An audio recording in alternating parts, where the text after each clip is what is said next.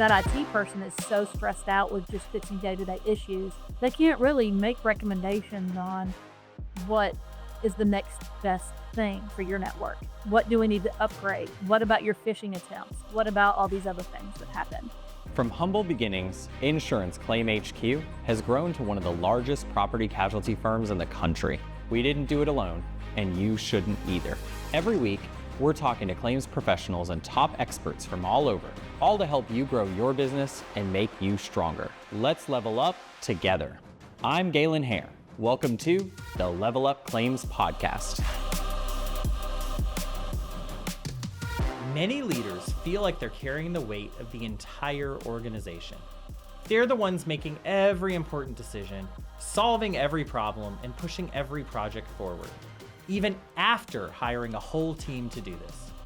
What if the problem isn't your people, but the way leadership has been taught? Today's guest, Dr. Katie Trowbridge, believes the best leaders have more in common with great teachers than great managers. She's spent her career studying how to create environments where people don't just follow directions. They think critically, contribute confidently, and solve problems without waiting to be told what to do. Today, we're talking about how leaders can stop building compliant teams and start building thinking teams. Let's jump in. Lara, thank you so much for joining us. Thank you for having me. So I'm excited for our discussion today because I don't usually talk to people that kind of originated in the multifamily world and then kind of crossed over into more of IT. So I have to understand how this happened to begin with. What was your background in multifamily? Well, my background wasn't in anything that has to do with anything I'm doing now. Fair. I didn't start off on a path of going into IT or into multifamily. I was a stay-at-home mom for 7 years with my kids. I was a PTA president and went back into the workforce in the banking industry, in the operations of the bank, at the very lowest level possible. And they put me in a position that was very manual processes were being used, where you wrote down everything. And I, out of boredom, I did what I do now in a way, but made it more efficient. And in doing so, I eliminated my own position. And instead of firing me, they put me in another department and said, let's see if you can do it over here too. And so I went through the whole operations department of the bank, making things more efficient. And over time, learned various things, report writing and how to manage a telephone system and things that I'd never done before, that someone would leave and they'd say, hey, can you figure this out for us? And so that's how it evolved into IT. And then I left banking for multifamily to work for an IT company, the one I'm at now, that supports multifamily, the multifamily industry. I did not know what I was getting into at all. So let's talk about that. I didn't understand, the difference. What we do now is the opposite of what you do in banking. And so learning accounting and all the things was very difficult. Jeez. Yeah. And that's what I was going to say. So the multifamily world has a lot of technology needs because they process a lot of information, data, payments, requests, and basically multi-directional communication. I learned this a long time ago in the litigation world, including things like working with Yardi and things like that. So you actually work for Help Desk Realty, but that's a division of Tectonic, if I understood correctly? That's correct. So what does Help Desk Realty really do, if in a nutshell? So our department specializes in IT support and software support. And I separate that because there's hardware and you've got software. And we specialize that in the multifamily environment, affordable housing, multifamily. We understand there's a great area between IT, hardware, and the software that you use, such as Yardi, RealPage, AMSI, MRI, all the things that property management companies use out in the industry, and how that navigates daily, whether it's setting up a new property or configuring the software if you want to move from one software to another, or just answering daily questions. My ledger isn't right. What do I do with this tax credit certification? All the things. And then on the hardware side, there are hardware things that also integrate into your software, such as your scanners and things like that. And so the hardware team, although they specialize in working on your computers and your printers and all the things, your network, they also understand that gray area. I think what's beautiful about what we do is that we understand if a printer doesn't work and you're an affordable property on a Friday afternoon and you've got a resident sitting in front of you or a potential resident and they've got to sign that lease, but you can't get that printer to work. It can mean the difference between that person being homeless or not over the weekend. And so understanding that and understanding the effect that your job has on other people out in the world and in the United States, across the country, it can make the difference in someone's life. So even though it seems like a small thing, fixing a printer, it's really not. No, it's not. And it's so cool to hear you say that, because I think often we lose, how do I want to say this?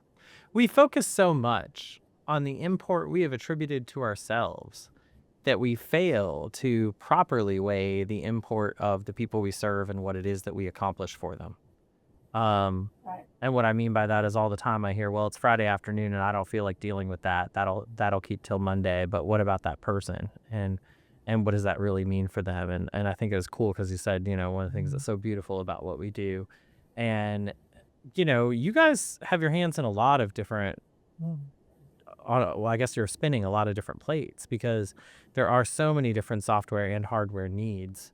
I think your background's fascinating, essentially having eliminated yourself multiple times in order to kind of rise to the level you are. So tell me more about what that process looked like, because that had to be a scary time, right? To kind of operationalize yourself out of a job. You and I both know, and you don't have to call them out by name, but had you been at any other bank, it's quite possible you would not have then continued to get positions at that bank, right? They would have been like, thanks for all your hard work. Bye. Thank you for saving us money. Yet that wasn't your experience. And not only did you have that experience where the bank then gave you more of a chance, you continued to do it and you seem to have leveraged that into a whole new career. So you're the director of IT services. So what does a day in Lara's life look like now? Well, so a day in my life is talking to people, talking to clients on IT calls, on various things going on with their network, on making sure that they understand what the new up and coming things are in IT, whether it's AI or security things. If there are security vulnerabilities out in the world right now, how do we educate them on those things, along with protecting them, and have those conversations. I also work a lot with my team. We have people in other cities than I am in. Also, I have people here physically in my office. And so we try to work in a collaborative way. If you have a question or issue, we help each other out. I've built a team of people that have different strengths and bring something different to the table so that we can learn from each other and really grow together to make a solid team. I have a question about kind of growth, because I think that's so important. And one of the things you guys have definitely demonstrated, not only internal growth, but the kind of things that need to be done as a team grows. And that's one of the ideas that you guys are, I would say, directly responsive to. But that doesn't come without effort. So for instance, I've heard in the property management world, this 25 property threshold, right? So explain that to me. Explain what that is and why it matters and how that's applicable to everyone else's business. Well, I think before you hit that 25 threshold, you're doing things a little more manually. You might be doing it in Excel spreadsheets instead of in a control environment. You might be using QuickBooks and things like that. And you might be doing work orders that are manual paper, that are using a whiteboard and things like that. When you start getting above 25 properties, you start losing control if you're still doing it that way. And so you want to bring that into a more controlled environment, like one of the software platforms where you can monitor the budget spending. Is this maintenance person fixing that refrigerator more than it would cost to replace that refrigerator? Things like that. And I think it's more controlled. Also, if you stay in that manual process, you lose the ability to understand and be able to work with the people because you're busy spending more time doing processes than you are really what you're there to do. Yeah. No, that makes a lot of sense, and that completely tracks. The other thing I heard you talk about was not so much efficiency, but resilience. You talk a fair amount about resilience instead of efficiency. So what is the difference? Because I think often people think they're kind of the same. At least young leaders do. Well, so you can be efficient and that's fine, but what happens when something goes wrong? Are you going to be able to do the tough things that have to be done? One of the things I always say to my people is some things are scary. It's hard to make change. That's natural for anyone to feel that way. But sometimes you just have to do it scared. Yeah, that makes a lot of sense. Um, well, in terms of efficiency and resilience, I think there's also this other concept, right? Which is I think some companies suffer from the know everything person, right?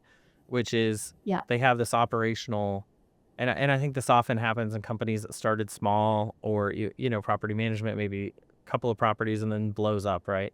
There's that one person that knows everything the company does, how to do everything. Why is that a benefit or is that an operational risk? I think it's a risk to the employee and to the company because you have this possibility of burnout on the employee side, and they really can't grow within a company if they are holding hostage all of the information in their brain. So if they don't document all their processes, and it's scary to do that. I've done that, and it's really scary. Everyone's fear is, then they don't have a value. Yeah. But my outlook is, and the way what I explain to my employees is, you can't move up until someone can take your position. So how do we train someone else? How do we teach them to be able to do the things you're doing and slide into that position when you're not available because you're doing more important things? We want you to move up, right? Yeah. The other thing is we want technology to be used as a tool to eliminate operational friction and things like that, such as you're having to pull 3 different reports, put them into one report, and you're spending hours doing this. That's not efficient. If you could have an automated system do that for you or AI function do that for you, that would free your time up to be able to do the people things that computers cannot do. Yeah, no, that makes a lot of sense. And I think it's important. You've got to have those things documented, but I do think people realize, well, they don't realize, they incorrectly assume that they're writing their own resignation when they document everything, right? Mhm. So It is. so from the leader standpoint, how do we manage those people in terms of making them understand, allaying that fear? Hey, they're just going to replace me. That's why they're trying to document everything. What do we do? What do we say? How do we put our money where our mouth is? I think the biggest thing that a leader can do is to reassure their employees that this is not about replacing employees. This is about improving employees' work space, your time, your stress level. It's about helping you and be able to allow you to be the creative, intelligent person that you are, and to be able to reach out to your residents or to your coworkers and assist them with things that you really are too busy to do right now, because that's really what it boils down to. Everyone's so busy in the process, they're not able to do the real world things that are out there that need to be done. Yeah, I could not agree more. And I think that kind of dovetails into our next topic anyway, because I think a lot of this is about approachability at the end of the day, right? It's about how you approach your employees, how you approach your customers. And one of your biggest messages is about making technology approachable. And you're very much in a world where technology implementation is a big deal. So why do so many software implementations ultimately struggle? They struggle because they're not documenting the process that needs to be implemented so that all the integrations, all the workflows work to your advantage. The software is supposed to be a tool that you use. It's not supposed to consume your day. It's supposed to be there to help you. And if your software is causing you more stress and you're double doing entry level, entering the same data in multiple places and things like that, then it's time to go back to that software company and say, hey, what can we do to improve this? What can we do to make this work in our business model? Because each business, even if it's in the same industry, each one has its own personal policies, procedures, um, whether you've got layers of programs, tax credit Mm. HUD layered with a home program, all these other things going on. And then you've got your corporate policies, your state laws for each state that could be within the same company. And all those things combined can really be stressful if the software's not working for you. Yeah, and I completely agree. And I think in our world, at least, software implementation can be a nightmare. I see so many failed ones. Um, and I think the whole thing about documenting makes a lot of sense. Mech- I guess, well, let's skip that. Let's come to AI. So AI is moving crazy fast. I think we all agree. But from a leadership standpoint, especially in your world, right? I mean, I won't go down this rabbit hole, right? But we also live in a world now where anyone that's selling software, there's a million people that think they can just recreate that software on AI just as easily, right? Now, granted, they can't, and there's a lot of security issues, and we can cover that later. But I guess my question is more with how fast AI is moving. How should leaders be responding to that in terms of what safeguards should they be putting in place, but also what advantages should they take? Yeah, I think that the main thing about that is to be cautious because um, AI is a great tool, but there's a couple of things about it that everyone should be cautious about. One is the security level. You might have a leasing agent that you've just hired. She just graduated high school and she's 18, 19 years old. She's very intelligent, very good at technology because she's grown up with it her whole life, and then she uses chat gpt to improve a report or do something, and all of your information for your property has now been put out into the web, and not realizing the ramifications of that. And so one is educating your employees because across the board, that doesn't matter position, um, because the top of the of the company and the bottom of the company, they're both doing the same thing. They're both excited about AI. They both want to do it. They want to prove that they can figure it out. That's fun, right? The other thing is having your corporate AI governance policy, making sure that everyone's aware of that policy and what the repercussions of not following that policy are.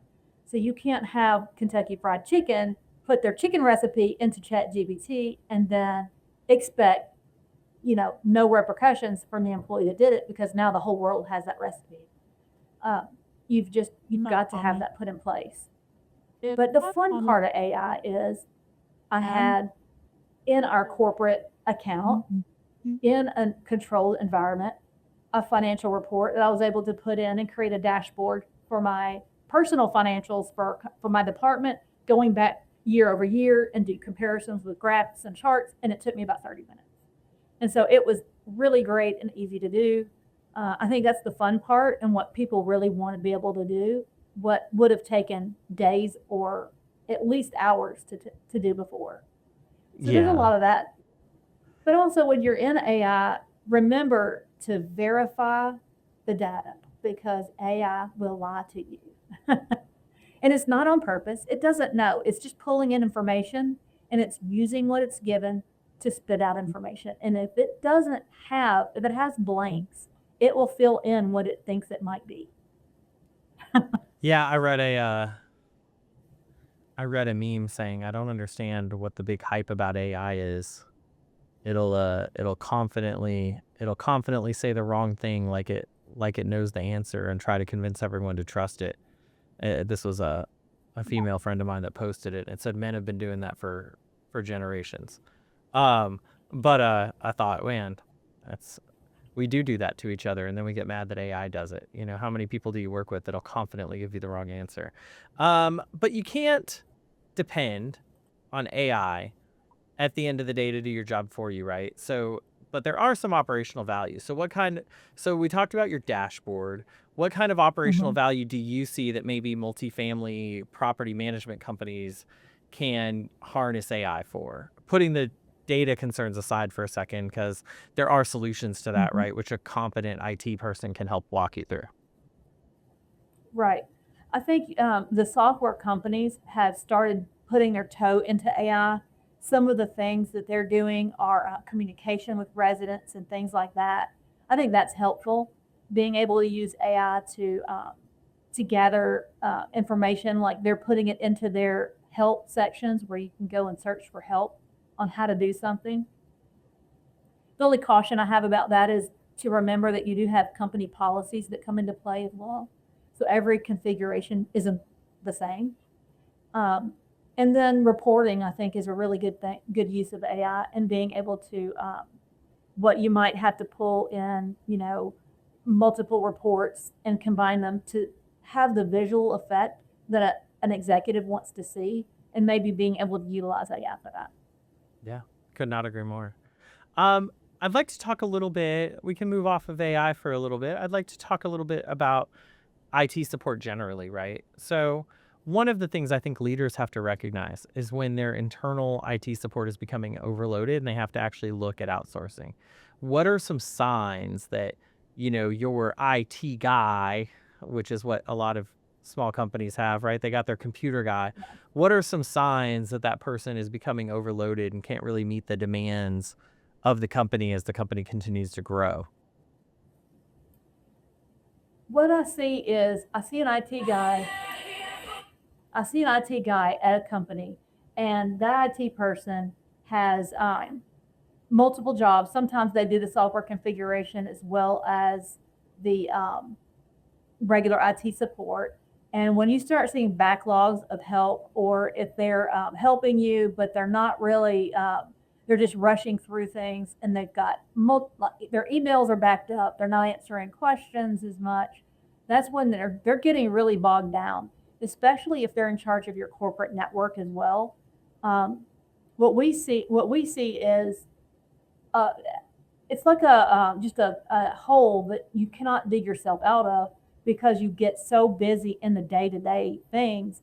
You're reacting instead of being proactive and preventing issues in the future, and that is where we see the risk of having vulnerabilities in your network and things like that, because that IT person is so stressed out with just fixing day-to-day issues, they can't really make recommendations on what is the next best thing for your network. What do we need to upgrade? What about your phishing attempts? What about all these other things that happen? Yeah. And that makes sense when you kind of lose the strategic layer because this person is constantly running around fixing broken wires and burned out computers and, trying to put out the virus fire that was created by the one employee that continues to click on suspicious emails despite having been told not to.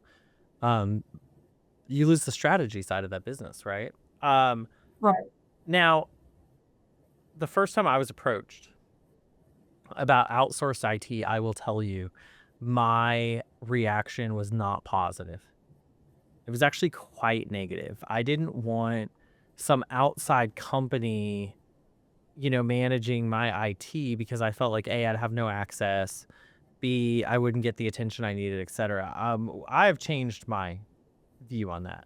However, not necessarily because I saw the light, but more just because I happened to find out that there was an owner of an outsourced IT company that did what we did, who I happened to personally know, so I decided I trusted him. So I wouldn't say any of my bad habits like went away as much as I just Right. found someone I trusted to get over it. But what advantages do outsource or fractional IT models provide for growing organizations? Well, the first thing is it gives you the ability to have multiple resources. You're not tied down to that one IT person. Um, you might have the same people that work on your network or for your properties uh, on a daily basis. But like us, for example, we've got 85 employees across the country, we're not isolated to just my department or my employees or another person's department and their employees. We can phone a friend if we find an issue. We network together and we talk about bigger things that are coming down the road. Also, I know how scary it is to go and trust an outside source. And I think one of the main scary parts of it is the thought that they would hold your network hostage and they will not let you have information or passwords or things to get into it. That's not our business model, and that's not how we do business. There are companies that do that. I don't want to scare you, but there really are people that would do No. that. You just have to find the right one and somebody that you trust, because a lot of this IT stuff, there's lots of IT companies in the world, but do you have one that you trust, the people that you trust that they're going to do what's best for your company? What I look at us as is an extension of your company, not as a vendor or an outsourced group. We are an IT department that happens to be, in a different city maybe. And you call us for support. But a lot of the people that work for other companies, they don't realize when they call us, they're not calling their own IT department. Interesting. Okay. They feel like it's in-house anyway, just because of the way they handle it. But Yeah, I think it's scary to trust someone. It's really scary. And so, do your due diligence if you're trying to find a good IT company. Obviously, I think ours is the best, but but if you're going to outsource, you want to do that due diligence. Don't get wrapped in a contract where it's got auto renew. You don't want that. You want to be able to have that conversation at the end of the year.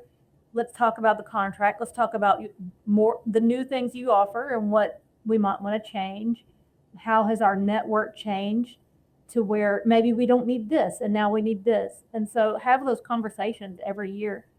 I think it's scary to get locked into a revolving door of a contracts. yeah. And some of them do. They just auto renew, and you have to provide like 90, 120 days notice, which means you have to go back and calendar. And of course, they're the people in charge of IT, but you got to keep track of when it is you've got to engage and have that conversation. I mean, we've dealt with that, and it's a nightmare. Not on the IT side. I mean, you can deal with that with almost any vendor you have, right? In terms of those auto renewals. So you've kind of built your philosophy around like this people first IT approach. And I think that came out in one of your earliest comments about, the printer not working being the difference between someone having a place to stay. But what leadership lessons have you learned from supporting thousands of users within these different levels of technical ability? I think the leadership things that I've learned are take care of your people, be there for your people. That doesn't mean they're always like you. Sometimes you have the wrong people. That happens, and you'll find that out pretty quick. But your people are taking care of your clients. You're taking care of all of those people out in the field, and you want them to have a very strong support and, get the dirt with them if it's needed. I've come in and I've unboxed computers and helped run Microsoft updates and whatever I had to do, to help my people. Yeah. That's not what I do every day, but I'm happy to do it if that's what's needed. Sometimes you just got to roll up your sleeves and get it done. And I think that's awesome. You have spent your career kind of continuing to better yourself, and as a result, better your organization. And I love to know that you roll up your sleeves and get your hands dirty. All right, Lara, we're almost out of time. But before we go, I do have to ask you, what does it mean to you to level up? I think to level up is to every day when you get up, try to learn something new. Try to be just a little bit better person than you were the day before. Try to work really hard, and things will happen for you because of what you do for yourself. And you can't level up if you're not willing to level up. Yeah, I agree completely. Lara, thank you so much for joining us. It's been such a pleasure to have you. Thank you so much. I appreciate being here. I'd like to thank Lara Hamilton for joining us on this show.